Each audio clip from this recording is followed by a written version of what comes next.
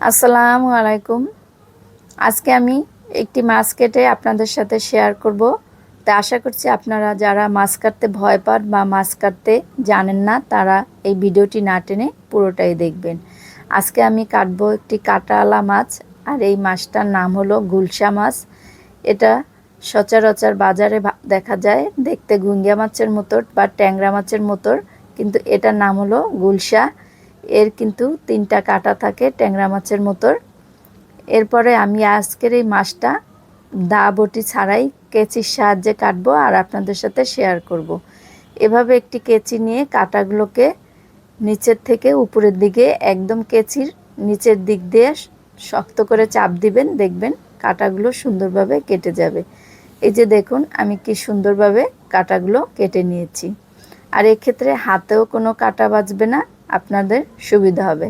যারা নতুন মাছ কাটতে পারেন না তারা এই ভিডিওটা পুরোটাই A to Z না টেনে দেখবেন এবং মাছ কাটা শিখে নেবেন।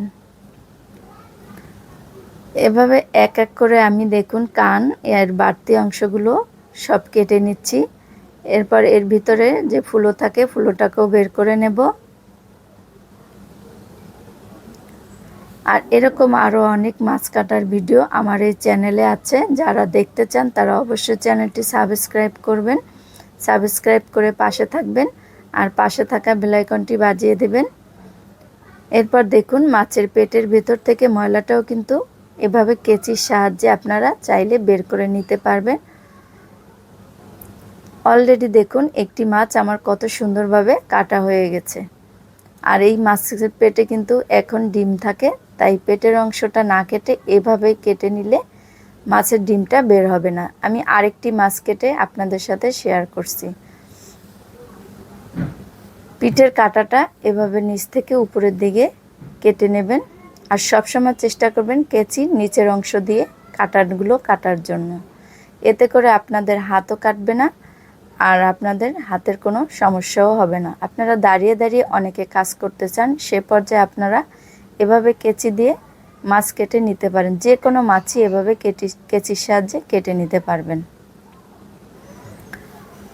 ছোট বড় অনেক এরকম মাছ কাটার ভিডিও আমি কিন্তু আপনাদের সাথে শেয়ার করেছি। আর আপনাদের কাছে এই মাছ কাটার ভিডিওটি কেমন হয়েছে বা আপনারা কে কোথা থেকে দেখছেন কমেন্ট করে অবশ্যই জানাবেন। আর এই মাছটাকে আপনাদের কার কী অঞ্চলে কী নামে বলে সেটাও কমেন্ট করবেন। এই যে দেখুন আমি আরও একটি মাছ আপনাদের সামনে কেটে নিলাম। এভাবে যদি কেচির সাহায্যে যখন ফুলকো বের করতে পারবেন না তখন চেষ্টা করবেন এটাকে এভাবে হাত দিয়ে বের করে নিতে।